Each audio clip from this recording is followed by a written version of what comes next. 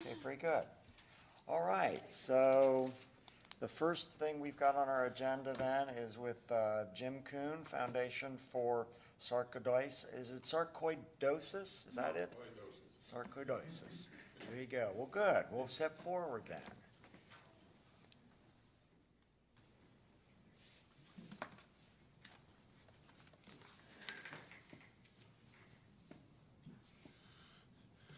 I appreciate the honor of being here today. My wife and I moved into Warren County about 23 years ago now.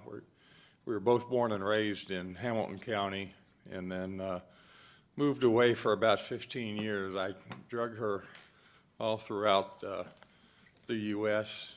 For job-related things, and then we decided we wanted to move back to Ohio because it was a great family thing, and we decided to move to Warren County because it was great for schools and a great place to raise a family. And then we stayed in our retirement areas, and I truly believe that Warren County is a great place to work, live, and play. So I appreciate everything that you guys are doing, and thank you for honoring me here today.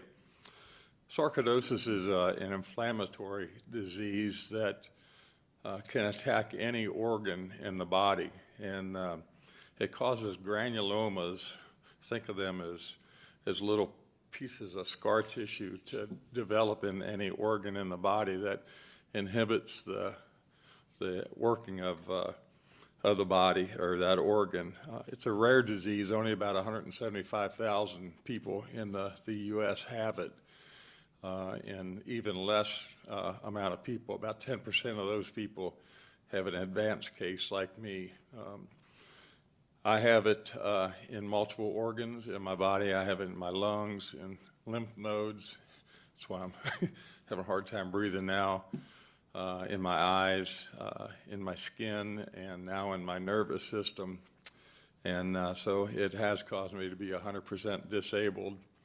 And being a rare disease, it has an element of loneliness, and that's why I advocate for others who have the disease, and I advocate for bringing awareness to the disease. So I really appreciate you guys helping me bring awareness to the disease in my own home county, and helping out.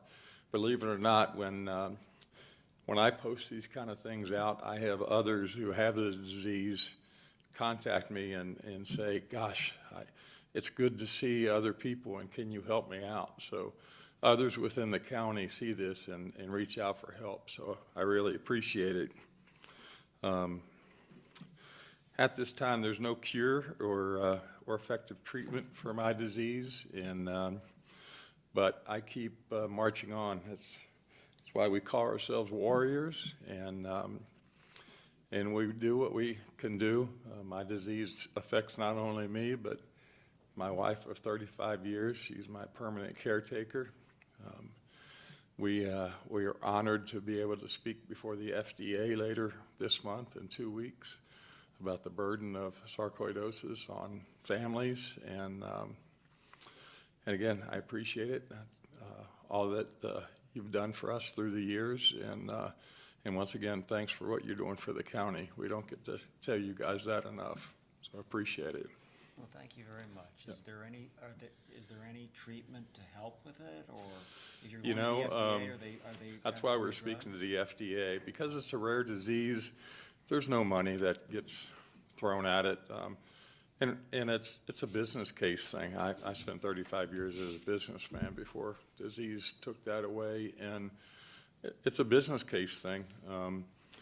Pharmaceutical companies, basically there's 20,000 of us that would buy, a prescription for it. So, it's not like cancer or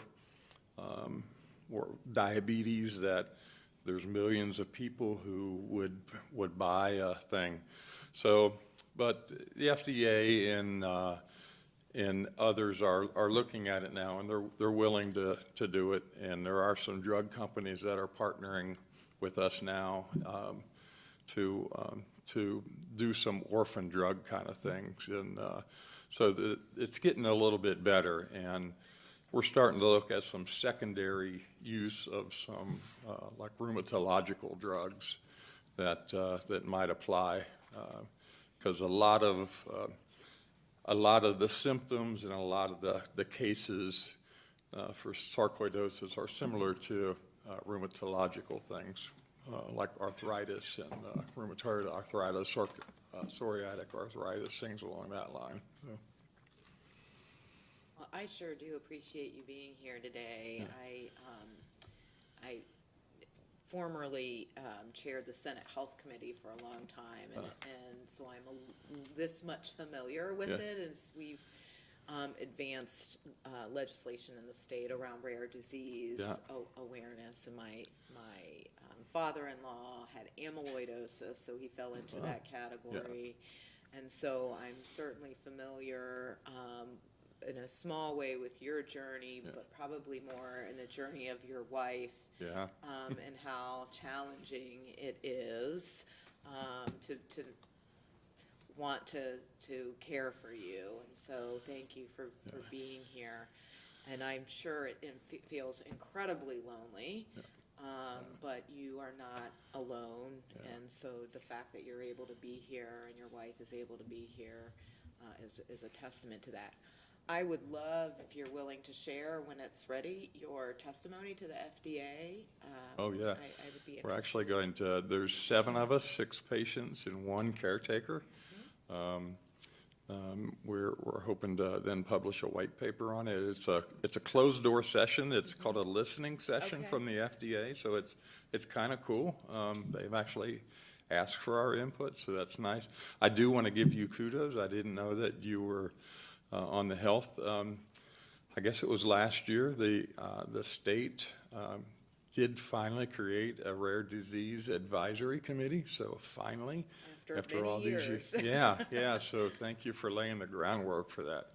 So I think they finally did meet after getting all the pieces together, so. Well, just to be clear, I did not do anything. This is the truth. It is you and the patients out there that for years took the time to share their stories with legislators. Nothing ever happens quickly. And if you don't have knowledge of things, you just don't understand. And so it's, you all were, the ones, all the patients are the ones that enable that to happen. I do a lot of grassroots advocating, and sometimes it feels like we're knocking our heads against the door, but we know people do listen, so we appreciate that. Well, you thanked us. We want to thank you for coming in. Thank you. Because this is very informative. I've never heard of that disease.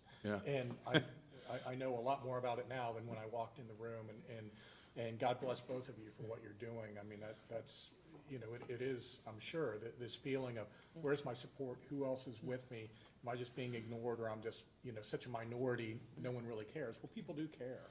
Yeah, well, thank you. Believe it or not, you now are probably as educated as many doctors who may treat a patient. I typically go to the ER twice a year because I have it in my lungs. We have to be careful with my lungs, and if I get bronchitis, I'm supposed to go to the ER immediately.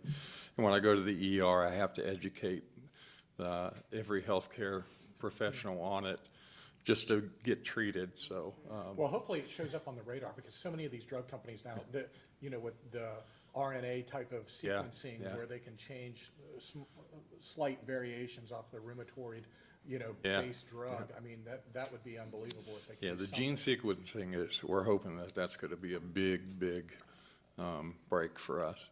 So, so thank you guys. I really appreciate it. Well, we really appreciate, obviously, you coming out, and, this is a forum where you can speak like this. We can communicate. Obviously, this is broadcast. People will hear this. So you're not just speaking to us, you're speaking to a lot of people in the county. And so you've educated a lot of people today. And part of, getting some awareness is going to help you ultimately with the FDA or the drug companies? And I guess the first step is to really find out what causes this. Yeah. Because until they know the cause, whether I guess it's genetic or viral or bacterial or something like that, they really don't know how to attack it, although they might have some drugs that can help with your symptoms. And I take it that's what they've got at this point. Yeah, yeah. Well, thank you so much for coming, and I know that it's probably a burden on your wife. It always we get a- affects an entire family. Can we get a picture with the proclamation? Isn't there a proclamation here? Yes, there is. We can, then you can put it on your Facebook page and help with Yeah. your awareness. Yeah, we love publicizing it as much as we can, and we tag Well, Warren County, and I don't know if you want us to read the proclamation, and then we can have a picture with you and your wife with the proclamation. Would you like that? reading it into the minutes is up to you. I don't need it, but we'd love a picture. Okay, well, why don't we do that? Down there.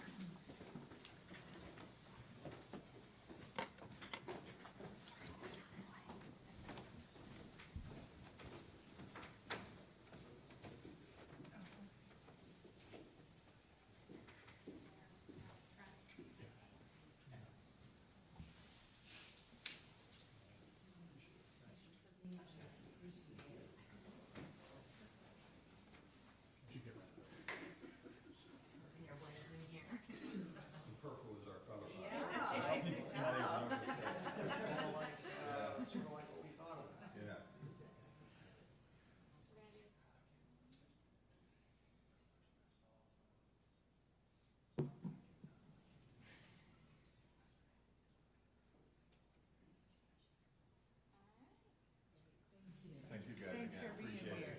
Good luck, hang in there. We don't stay for the rest of the meeting.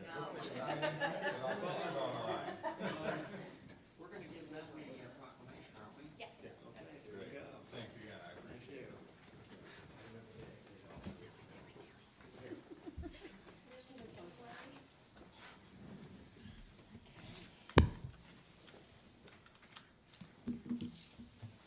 Yeah, good move. If I were you, 100% I would leave after that. So, yeah.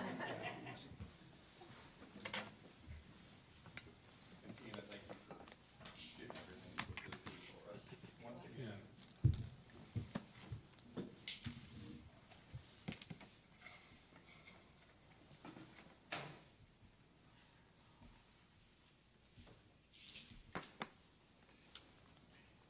Okay.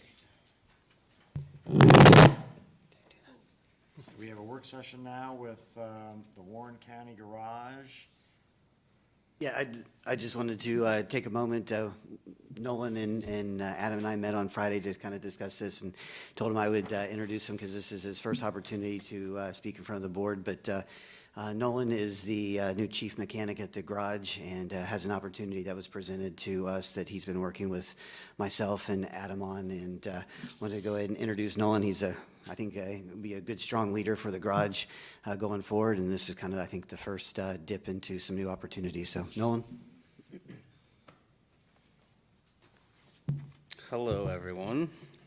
Morning. Okay, so I had been in contact with Franklin. They approached us wanting us to work on their police cruisers because I guess where they're having it done, they don't feel that it's a law enforcement specialty, that they're not getting the service that they're provided, so they've approached us. I spoke with City Manager Jonathan Westendorf and Adam Collin, he's the police chief, and we spoke about a lot of specifics on what they want, what they expect on their police cars. So I'm here today to ask you first, can we work on Franklin's vehicles? And then this came to be that when I spoke with Adam, we created a contract for liability, and the rate was $55 an hour is what we provide for services outside of the county. So we've done an analysis. I don't know if you guys, did you all get the email? I have it printed. So we did an analysis showing all the salaries, garage expenses, utilities on the location, and we've come up with around $86 an hour. So we're quite lower than that. So the other question was, should we address this and increase the hourly rate for out-of-county agencies? And then if so, how should we go about applying that to ones that we service now? Should we just do a lump sum increase, or should we do a gradual increase over years? So that's the three questions, and I don't know if you guys have any questions that I might not have touched on. So I'm curious about your capacity. So, what kind of capacity do you have to be able to bring on essentially new business?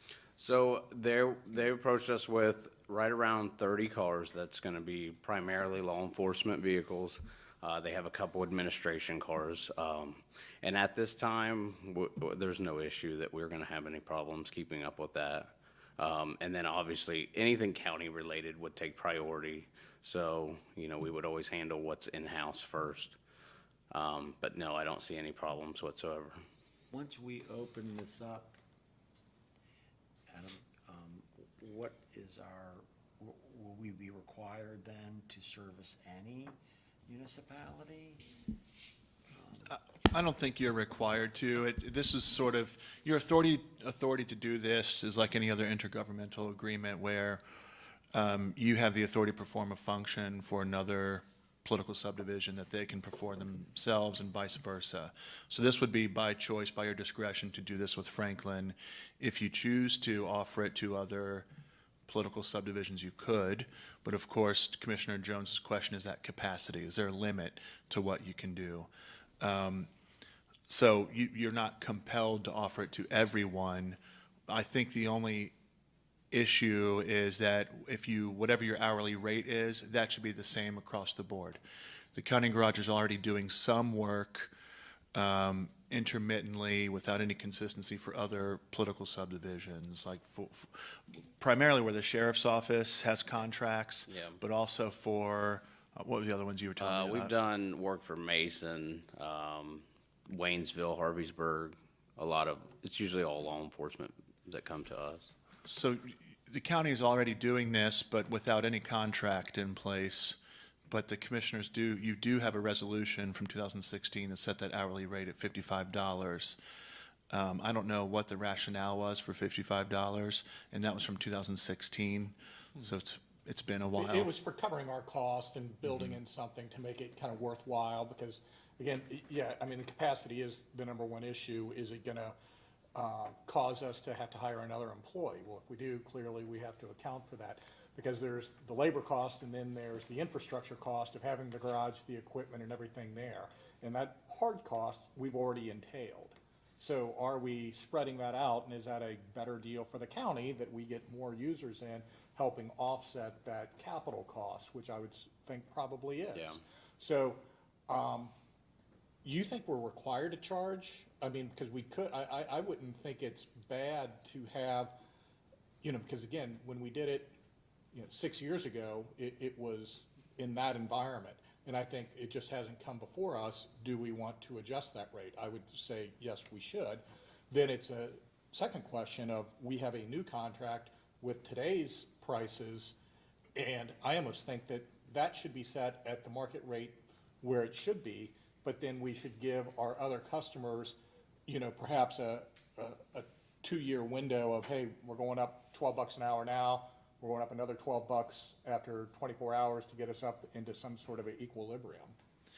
You could do that. I mean, my recommendation is just to make sure you're charging everybody the same. If you want to put people on notice that the rate is going to change, I think that's a fine practice, but I just wouldn't recommend that you give someone a better deal than someone else.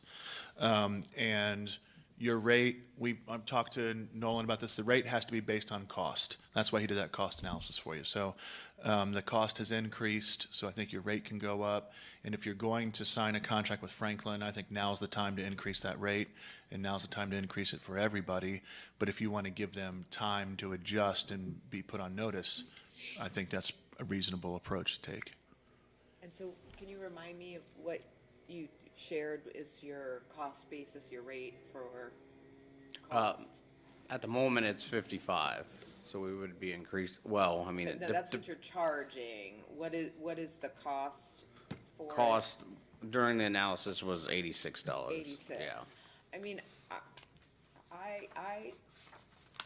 I think that we ought to charge what it's costing us. We're not building in a markup, on top of that. It's what our costs are. And I don't think it's that unusual for every service business in this inflationary period of time.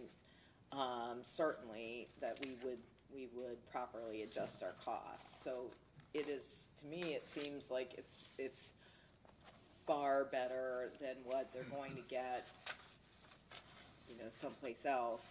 I do want to say, though, that there are privately held businesses around the county that do this work, and I don't think it's government's role to be in competition with them, but I am sensitive to the fact that perhaps working on police vehicles is something very niche and specialized, and that might be appropriate, but I certainly wouldn't be in favor of adding staff for the purposes of competing with the private sector. That would be my biggest concern. I think the cost is the cost. We ought not make it be more advantageous in the marketplace. And I think that we ought not be in a position where we're increasing capacity to compete with others in the marketplace. Can you explain briefly to me, I see the numbers that add up to the 180,789 figure. I think I understand that. Then what's the division by 26 and then the division by 80? What's That was just our math by pay period and then down to hourly. Oh, okay. Bi-weekly pay. Bi-weekly, and then we just broke it down 80 hours. hourly. He could have just done it by Yeah. 2080, but It's you too, could- yeah, too many you can lines. see it 80, 26 pays, 80 hours of pay. Okay, I understand. I never did well in math. Okay, so is there some reason why we wouldn't, other than the fact that we're gonna be raising our rates from 55 to almost $87 for each hour that a mechanic works on the vehicle, that's right? Yeah. If we did that for everybody, is this some big shock to the system for these individuals, or is there? I know Adam was in favor of doing the lump, but I was kind of on the same page of increasing over a few years because I wanted to give notice to them to adjust their budgets. Because I don't think if we do like over the course of 2 years, it would be a big shock. Well, how So- much does, the people who pay the $55, how many people are in that category right now? So some are not consistent, like consistently we have Deerfield Township, Sheriff's Office, South Lebanon, Sheriff's Office, South Lebanon, Municipal. So I would say consistently, we have about 5 departments that do this. And then we have a lot of these smaller entities that come to us occasionally, maybe another 5. Do we charge Warren County Sheriff's Office? No. Just Deerfield Township Yeah, and that's what I South thought, where Lebanon. we. Not Warren thought- County, yeah, no. yeah. It's in South Lebanon where we have the contract, Right. but they only have Yeah, 2 about, or 3 cruisers? or they're at maybe like they 5 have or more 6, now. yeah. Okay, so what's the total amount that they're spending a year? I don't have that with me. I think it's, I just looked at Deerfield not that long ago, and I want to say it was around 70,000 a year. So if this increase occurred, this would be approximately, it'd be more than a 30% increase. I mean, you're not doubling it, but you're coming close. 50%, yeah. Yeah, so that's a rather sizable increase. I think maybe you ought to talk to them about this. But I don't want to subsidize people either, because basically we're, particularly for those jurisdictions that are outside of our jurisdiction, like a municipality, we don't have any authority over a municipality.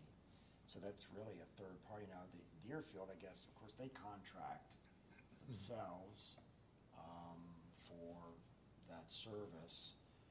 And are their vehicles dedicated to Deerfield Township, or are they? Yeah, They own the cruisers. And I believe that's all that you're working on, correct, is the cruisers? Do you work on Correct. any other No, township not- vehicles? no. So they're just working It's on just law Deerfield's enforcement. cruisers? The ones that, where we employ the deputies to service that contract? Yeah, I just wanted to do this as a courtesy to our partners, our political subdivisions, that I don't want to see them get whacked with a 50, hey, tomorrow, we've not looked at this in 6 years, and now we did, so tomorrow you're going to get a ginormous increase. I don't think that's fair, basically, to the customers. I would propose doing it half right away, and then another half after, 12 months or 24 months, something like that, we just kind of step it up a little bit. Because again, it's not a huge amount of money, but you're right, typically, they will budget, maintenance on these. They look at last year's number, plug in a 3% increase or something, and now, we're kind of beating into their contingencies. If we start talking about, your cost is going up $40,000 for doing the same work we have been doing. I just think in this inflationary environment, in this labor market, I think it would be crazy to push this decision-making off 24 months. I think that our costs. Well, there we go, we got another, we got 1 and 1, make the call. All right, so here's. Well, Can I just, think we can I say continue some- to have a yeah. conversation, but. Can I say something about pushing it out 2 years? In 2 years, my hope would be is that we get on a cycle of reviewing what the costs are. In 2 years, the $86 would be potentially obsolete as we have longer-term employees that are making more. Now, the rate that Nolan has calculated is the average rate of the entire, the entire staff that works on vehicles. But once again, that rate will increase if we get on a cycle of reviewing it every 2 years or every 3 years. So you might be in the same situation where you're bringing those entities up to the 86, only to have the 86 be now 90 in that 2-year cycle. So I just want to, I just want to bring that to your attention. If you put off, if you phase it in over, say, 2 years, or there would potentially be another bump, but. I could give you a little history. I've got a couple resolutions. In 2005, you went to $25 an hour from 15. And then in 06, 07, 08, it went up to 35, 40, then 50 in 2008. It stayed at $50 in 2008 until it was moved up to 55 in 2016.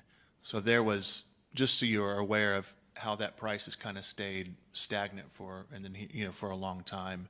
But there's some history of doing that rollout of increased prices, but it hasn't been touched in years. Yeah, I think it's certainly, I like giving the people we've been doing business with some period of time to adjust. I think they should have knowledge of the increases. I think the cost is the cost. We already are now presumably cheaper than the marketplace, because we're competing with the same labor that everybody else is, and we don't have to make profit in there. And so, there's a reason why these customers want to come to us, because we're subsidizing the cost of it, and it's. Well, it's not just the cost, there's a level of expertise. Again, we're talking about law There enforcement is, vehicles. but the and this is a marketplace isn't able to develop that expertise because they can't compete with us. And so, again, I'm certainly open to continuing to serve in this really narrow niche market of if what we're talking about is law enforcement vehicles, for a period of time, but I just don't think government should be competing with the private sector. I think there are businesses here, and we ought to not be in competition with them. That's. But for something, I mean, but that's like saying we shouldn't be cutting our own grass because there's lawn care services. Yeah, I mean, that's true. We pay for our own lawn service, but if we were then contracting with lawn service with the city of Franklin, and because they didn't want to have their own labor to do it, then that puts us in competition. I mean, we can certainly consider privatizing some of our government services. I think that's a worthwhile conversation to have over time. But I think, we just need to be really careful about when we get beyond servicing our own fleet. I think there are circumstances that warrant it. I'm certainly not opposed to, in this very niche way, it's conceivable to me that that is the case. But if, having hired a mechanic recently, the $85 an hour or whatever, that doesn't seem unreasonable to me based on what the labor is out there. It's like, who can develop the expertise to be able to do police cruisers at $55 an hour? I mean, they can't do it. So I think we should be fair with our customers. I think we should be transparent about it. I think we should give them some time and some way to get to what our cost is, but our cost is our cost, and we should recover our costs, and we should be mindful in taking, on additional work that may harm others who are in the community. Since it's a very limited number of people that we do this for, can you engage in a discussion, tell them give them the data that we've got? Would you have the same workup? Because basically you've done this with one mechanic, is that right? We took anybody that works on the cars, we just averaged it. We averaged the salaries. But you've made an assumption about how many hours you would perform for these. No, that's just 1 hour's worth. Like every job will be we have to calculate that per job on how many hours it might take. So that's just an hourly rate. I get that.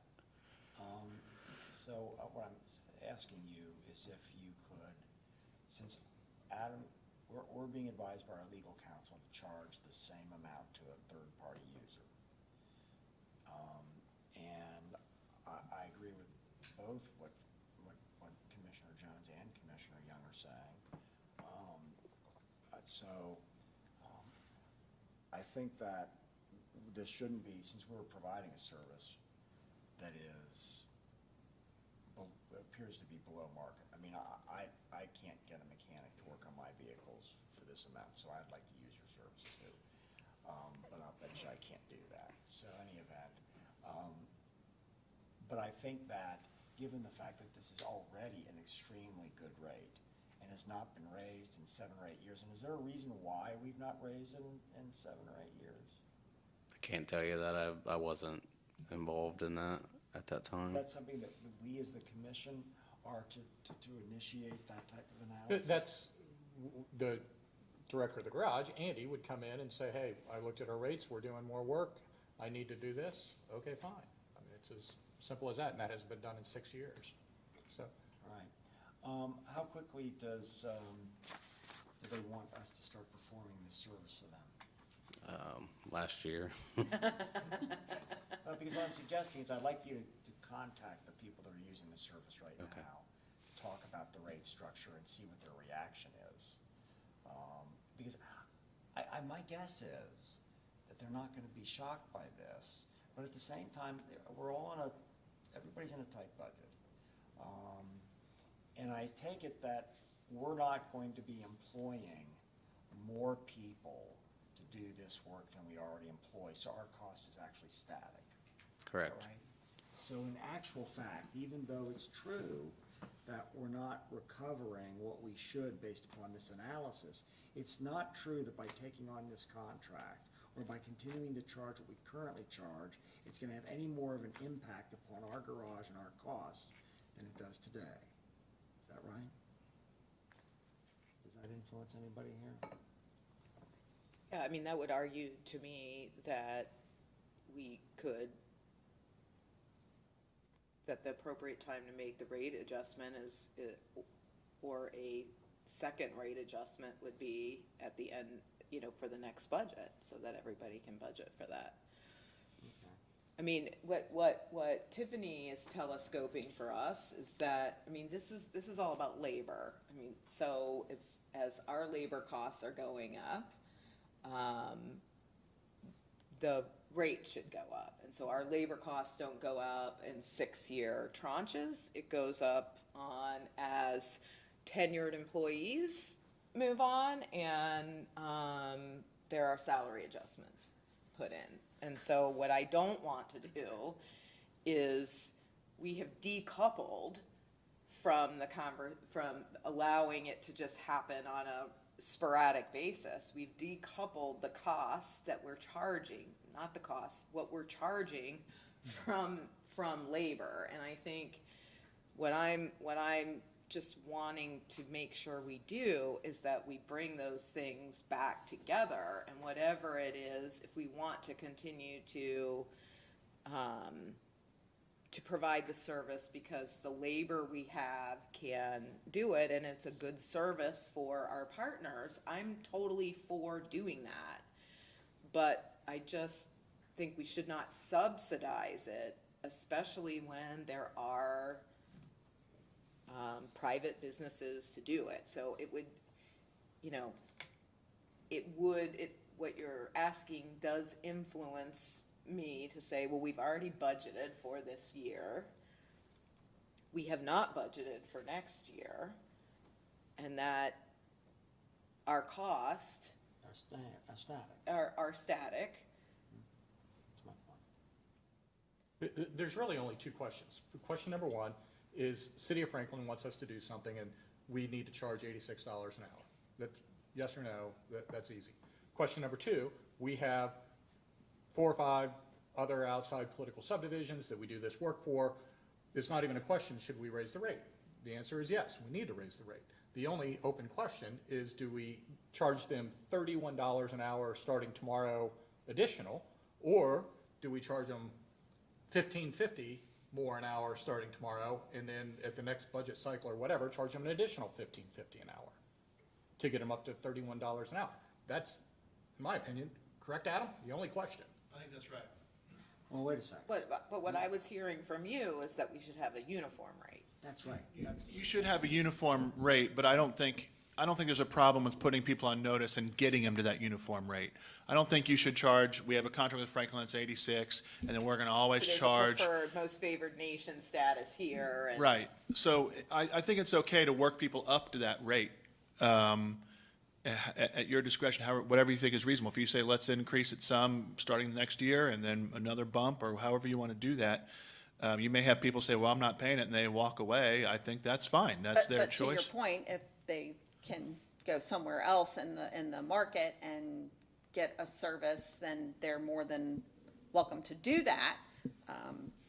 Well, in effect, what we're doing, it seems to me now, there's a bit of a modification maybe on your advice here, or at least a nuance to it, which is that when we have a new customer come in, we can charge them this current rate, but we're in effect holding the rate that we're currently charging for people, which they don't, do they actually have a contract with us, these other people? Do they have a contract? No, it's just, no one's talking about holding the rate. I don't want to continue to charge people $55. I want to increase the rate, but I don't want to do it $31 starting tomorrow. Yeah, It's as simple as that. All right. Well, So what is your pleasure then on that? I think you already said that's what you want to do. Yeah, that was, just to be courteous to them and allow them with their budget, that was my thought, was increase it So what if however you wanted to do it in installments like that. So what if you, July 1st, raise it 1550, and on January 1st, you raise it the other Which is 1550? fine, yeah.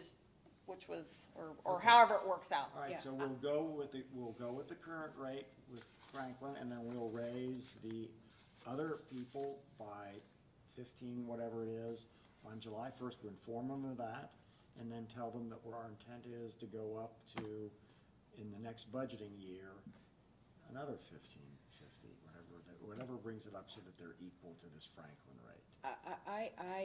I'm okay with that. I'm just, I know, but I would suggest that the hourly rate at the next budget is going to change. And that we ought to be in the practice of knowing what the hourly rate, what our cost is in it at budget time, and that should then dictate in regular intervals what our rate is moving forward. But So Nolan, just put it on your radar that, take a look at this and let's not wait 6 years next go around. Okay. If it changes materially, whether it's every year, every 2 years, just let us know. Sounds good. Okay, do we need to do anything else, Adam? What I'll do, I think that's, I guess, I'll write a resolution that has this July 1st date and this January 1 date of increasing to getting to that. I'll tweak the contract with Franklin that has that rate, and then we can send out a communication to everybody and let them know, and I can put that in your packet for next week. Okay, very good, thank you. Thank you. Thanks, Nolan. Appreciate How's it. it going? You digging Good. into your job? Good. I didn't think I'd be here so soon, but here I am. Yeah, No, don't make this a habit. I don't want to. I appreciate it, though. Yeah, I would have to everything's say, going good. Nolan's got some really great ideas on how to use technology, make his garage run a little more efficient, that maybe Andy was a little hesitant to do, but I think Nolan's got some really great ideas to take the garage to the next level. excellent. So, Awesome. We appreciate you. Thank you. Thank you, Nolan. Shippey, how are you doing? Good morning. Back in front of you today to continue the conversation around broadband. So at the last work session, which was, I forget the date, but it's been a few weeks back, the decision amongst the conversation at the board, I think, was to revise the scope of what we were, or what you all were searching for through the RFQ process, getting away from that needs-based, that written report or assessment, and moving more towards finding a consultant who could help with crafting an RFP that would go directly out to service providers and work with them more in that vein. I think at the time, the decision based off advice from prosecutor's office was to cancel the prior RFQ altogether, so that's been completed. Myself and Candace have, in the interim, we went back and reached out to every firm that replied to the RFQ. We also had a conversation with a handful of other providers, firms. We met with like SWOCA, if you're familiar with them. They manage a lot of public networks. Just a bunch of different firms in the broadband space to kind of have that conversation of the revised scope that's now being sought. We also kind of asked them, what other approaches might be out there that the board and staff should consider or be aware of. The main, I'll give you informational, the main feedback we got during those conversations was you can really take one of two approaches. The first approach is the current trajectory or the current thought of crafting an RFP, work directly with a single provider or multiple providers to leverage that private capital and potentially other sources of funding to get a build out that's in the hands of the private sector. The other approach, which I didn't get the sense that this was how the board wanted to move forward, but I'll share it all the same, is what they call an open network approach. So that's building the conduit backbone along sort of your main arteries.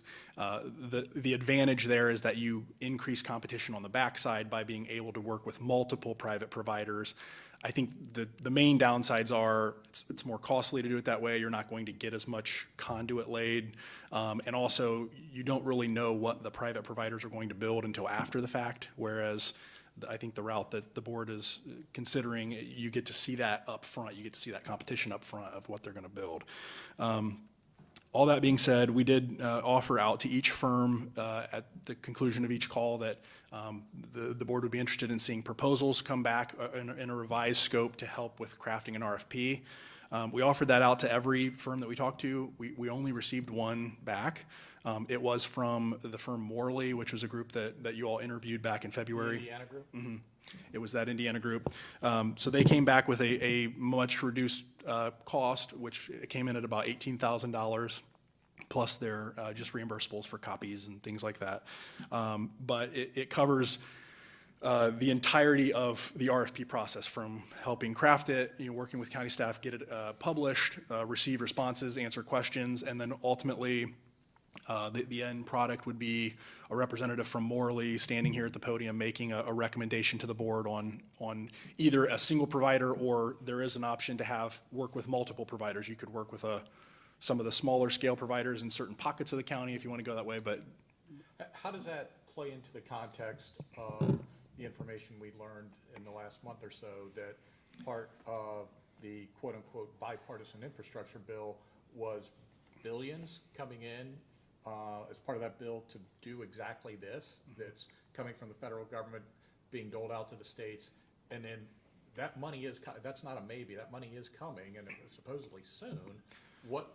How does that play in to us leading this project? Should we be are the folks at the state saying, yes, we should be the ones continuing to lead this, and should we be doing it right now when those dollars are literally coming anytime? So I don't think we got a clear answer on that. I mean, that was a question we posed, and I think the reason we didn't get a clear answer is while they know the funding's coming, they don't know the full parameters of those funds quite yet. I mean, I think there are some of them that we probably won't know full information on until the fall. But one thing that we did kind of discuss with a few of the groups was that, especially with fiber technology and things, you can kind of stack it on top of each other. So even if it may seem a little haphazard when you're going out, you could build a stretch of fiber that's not connected, and then as more funding comes in, you can go back and connect it up. It doesn't have to be done 100% sequentially in order to work the way it's supposed to. And so I think I know that was a point of conversation a few weeks ago of should we wait, or should we kind of be out, be that leader, be out the door. And I don't want to speak for the telecom office, but I know Paul and Gary, when we had talked about that a little bit about the focus on county-specific infrastructure and things, and I think, at least from Paul's vantage point, was he would rather see a private provider provide the infrastructure to those sites and, again, keep it outside of anything that the county is managing or anything like that. So I guess maybe a long-winded way to say, I think it's okay to utilize the ARPA funds and be that first step out the door, because it won't preclude any of these other sources of funding that are coming down from still being impactful. But there's just not enough data known or not enough information known about the exact parameters of those funds to know, how they're going to be utilized, or what providers are going to have, what amounts. Which isn't a bad thought. I mean, the only potential downside to that is if we take part of the ARPA dollars and we're committing it and we're moving forward with this, that we want to do it right away, those ARPA dollars that theoretically could have been used for something else, and there's an allocation directly coming for this specifically, we've already spent those dollars on this project, and theoretically we could have spent them on something else. Yeah, that's true. I mean, I would see that as the only potential risk associated with it, which is something I guess you all would have to kind of make the decision on of how you wanted to manage that. But yeah, you're right. Yeah, but no, I had a good feeling about the Indiana firm, because as a matter of fact, they're the ones that actually kind of lit a fire, at least with the way I was thinking of, wait a second, we're doing this wrong. That this should be, here's our chunk of money, you private sector come in with matching dollars and all the dollars you're getting with a profit motive, and then what can you build us? We're willing to chip in something, but it's not, we're gonna go build our own network, even potentially one firm was talking about us managing it, which no one wants to do. I don't want to be in the internet business. Clearly Paul and Gary, they don't want to be in the internet business. No one's saying that, especially in the context of this is a free market, and who are those providers that are already doing this out in the marketplace? So. Yeah, and I think one of the, I mean, at least from my view, one of the benefits of potentially bringing Morley on to do this work is with all those extra sources of funding that would that will be coming down later this year, I think that's something we could ask Morley to build into the RFP is, any providers that are going to respond, give us what you know about these sources of funding, how you're going to utilize them when they come down, and build that into your proposal. And ultimately, it's a way to at least see what the private providers are going to put forward as their best foot. And then if you don't get a proposal you like, you have the right to reject them all again. Or How many different private providers already provide broadband services in Warren County? I don't know that I have an exact count. I know we talked to, I think, 3 of them. 3 or 4. Isn't it? We talked to 3 or 4. I think I'm aware of 4. And actually, I take that back. We've talked to the 4 that I'm aware of in the county. It would be 2 of the larger ones, 2 smaller providers, but there definitely could be others I'm just not aware Would of. it be natural that those people would want to provide services expanding from where they currently are at? Or do these people have overlapping provision of services? Because right now, we can choose, the end user can choose to use certain people. And I imagine that, Well, it depends on where you live. Oh, I agree. I don't have understand any that. choice if I want it in But my community. I know that I do. Yeah. And I could choose, Cincinnati Bell, I can choose Spectrum, I can choose, there's a lot of different choices. So obviously, there's overlapping service territories, but that isn't the case throughout our county. There's places that don't have anything, which is the problem. And then there are places that probably just have one provider. Yeah, I think it's to that exact point. It just depends on, there are certain pockets of the county where you'll have multiple providers with overlap, and customers will have a choice if they want internet service, who they would have as their provider. There are some areas where there is only one provider, and so you're kind of stuck with them for good or for bad. And then there are other areas where they don't have a single provider even. And so I think at least from what I've gathered, one of the main objectives is to hopefully find a provider or multiple providers that would expand into those areas that don't have anything, so at least give them an option. But then hopefully take those areas that have a single provider and maybe either give them a second choice or boost their service that they have. Yeah, I think it's reasonable. Again, I like those guys, and they had such a unique approach. For only $18,000, when you're talking about a project that's going to be in the, I think safe to say, tens of millions of dollars, and have someone that's kind of guiding us through that's done it before. And that doesn't mean we have to go out to market in 30 days or 60 days, but they're on retainer, they're helping guide us through this. And then if something changes, those dollars become more clear over the next couple of months, then again, they're already on the books, working with us, trying to revise that project moving forward. I'm okay with that. Okay. And I, if that's the pleasure of the board, I do have a resolution to that effect that would authorize, I think it would authorize the county administrator to negotiate and enter into that contract with Morley for that proposed scope of service. Because in that, we're not agreeing that there's a period certain of, you will draft this, and then we will be out in the bid, and however many, Tiffany, is it fairly open-ended? Yeah, kind of it's what we want? Yeah, there's no hard and fast timelines in here. It essentially just says that they would help prepare the RFP, publish, receive and answer questions. They would conduct a virtual pre-bid meeting. They would score. They would coordinate with county staff, and then they would come and make a formal recommendation to the board of who their recommended provider or providers would be, and then it would all be at your discretion of whether you accept that recommendation or not. But it sounds to me that to Commissioner Young's question, that there is some time frame for which those things are gonna happen. I mean, it's not a retainer for somebody to stay on the ready. Right. We would be looking Correct. to enter into this process, and then at the 3 months, 6 months, whatever the time frame is, they would make a recommendation, and we could choose to accept Right. or decline the recommendation. Yeah, that's correct. Sorry if I misunderstood the question, but yeah. Yeah, I don't expect them to be open-ended, that we've got them on retainer the next 2 years, but it's not, the next 60 days, they're going to be done, because the entire world, in my opinion, is probably going to change in the next 3 by certainly 6 months. There's billions of dollars sitting out there specifically for this purpose. And what Yes. does that look like? So the Lieutenant Governor spoke to the County Commissioners Association Board meeting on Wednesday of last week, and I think he said 90% of the ARPA dollars for broadband have been released by the state. So a huge portion of that, of course, went into Ohio's rural and Appalachian communities, but I think they are pretty far down the pike of releasing. But that's ARPA, not infrastructure, right? That's their ARPA allocation, but they are intending to move the infrastructure dollars through the same, through the same process.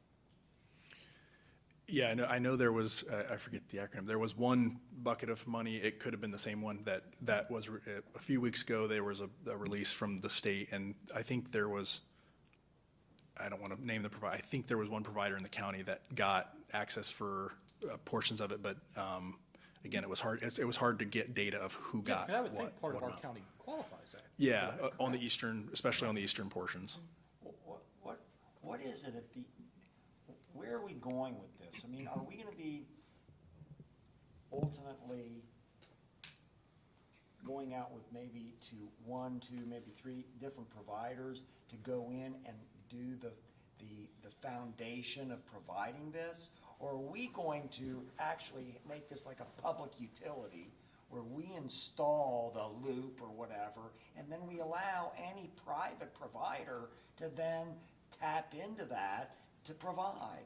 So what are we doing? I think it would be the first option that you had mentioned would be to work directly with the private providers to say, here's a portion of county ARPA funding, incorporate that into a build-out plan for the county to review, and then they would build it, maintain it, operate it, to take the county out of that equation. The second option you mentioned theoretically is a possibility, but that means the county's much more involved on operations, maintenance, those types of things if we own that network. And I don't get the sense that that's the way we. Well, I don't disagree with that, but one of the concerns that I have as I'm listening to this conversation is that we, in effect, are creating a monopoly of one provider in the county, and that troubles me a bit. Well, I think the counter to that would be when we would go out for RFP, theoretically, you could award bids to multiple providers. There's, and I think Morley even kind of mentioned it when they came in for their interview, was that there were counties they've worked with where they would do a certain section of the county with one provider, another section of the county with another provider, based off of how they can do it cost But in effectively. that section, you are essentially creating a monopoly. True, yeah. But yeah, so I don't know that there's any way around that other than saying, we're just picking the best outcome. What's the goal? If the goal is to try to get high-speed internet to almost most, or all of the people in the county, who's gonna actually do that? We don't wanna do it. So, but here's some public dollars that will allow a private enterprise with a profit motive to go and say, you've got 30% of the county has no service, we're gonna provide to that 30% of the county 100% coverage. And here's some dollars, but then we're building out the network that might be a $20 million build out, and you only, public put in 5, so we got 15 million of our dollars on the hook. Yeah, we're the ones that are gonna collect fees from those customers to pay us back over time.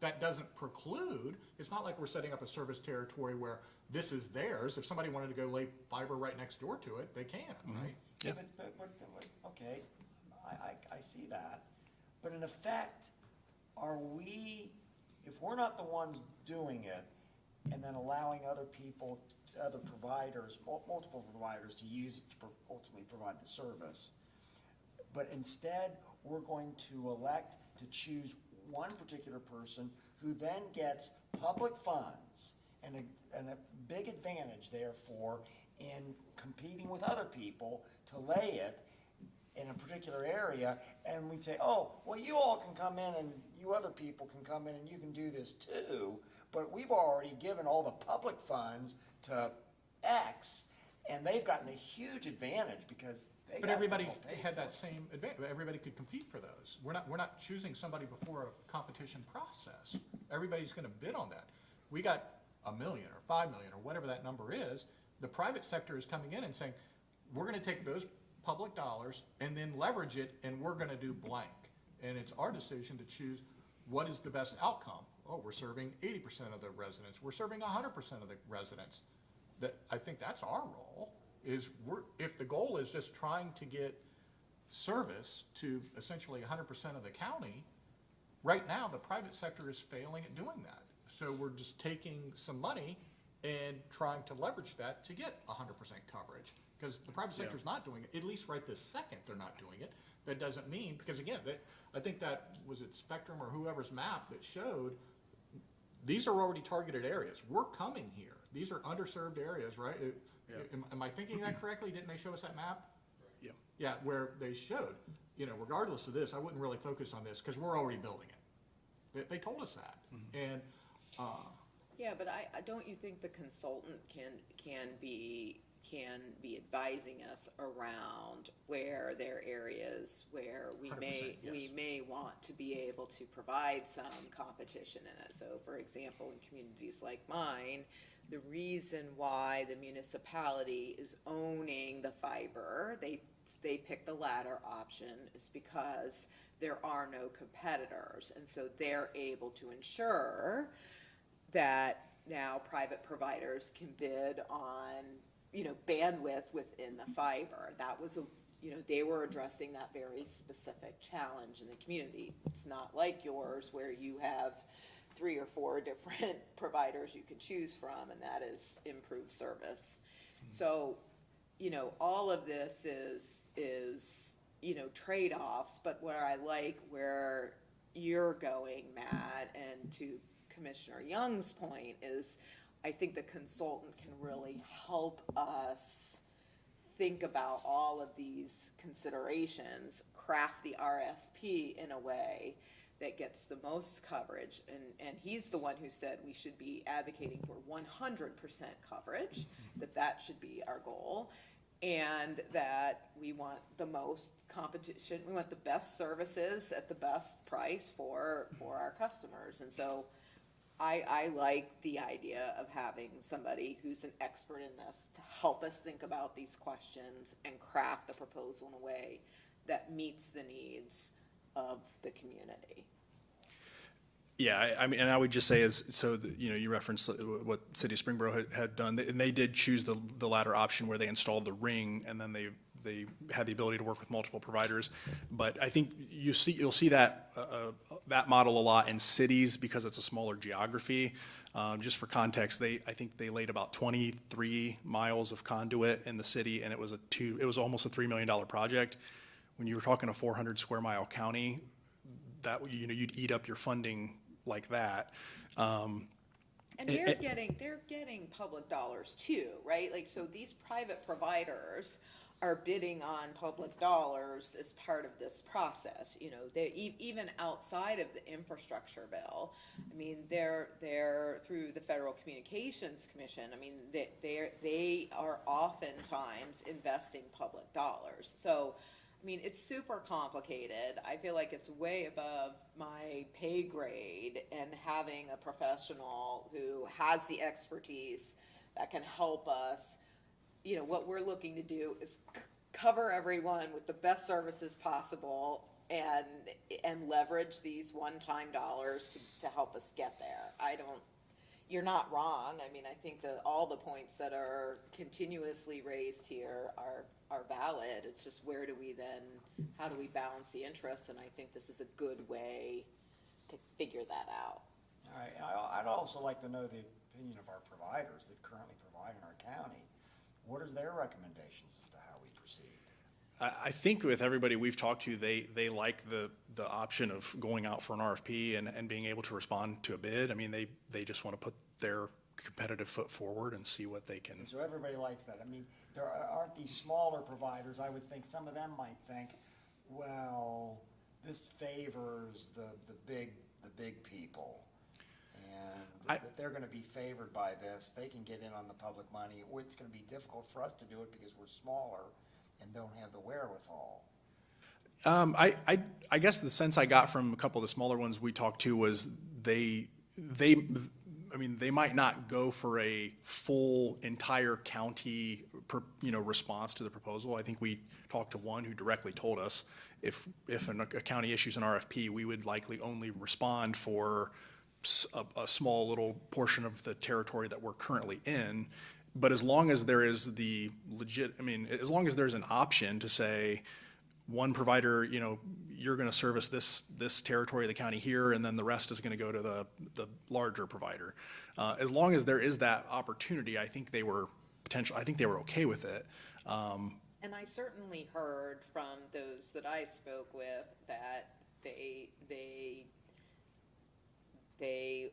are cautious of when incumbent providers say, don't come here, we're already covering it, protecting their territory. So what they want is a process by which it's not the incumbent provider saying, I'm already doing this, so you don't need to do it, that there may be other factors that we would consider, perhaps having some competition, for example, in a certain community. You might say, well, we're interested in leveraging our public investment in a way that does something different. So, I mean, at least the handful of potential providers that reached out to me, they were all in favor of having some process, but were certainly dubious of the large providers being able to dictate what that looks like. And again, I think to Commissioner Young's point, having this consultant to be able to help us navigate, how to structure it in a way that ensures, the best for our constituents makes a lot of sense. All right, so where are we? There's a resolution. Yep.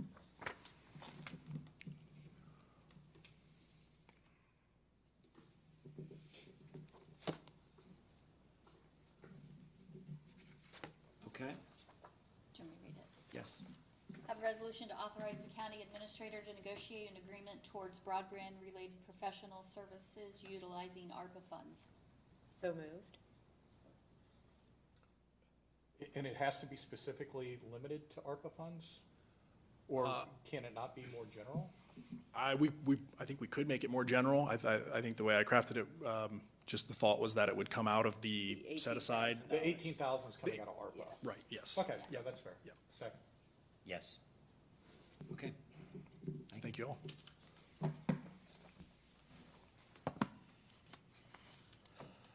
All right, anybody else? I just have one item.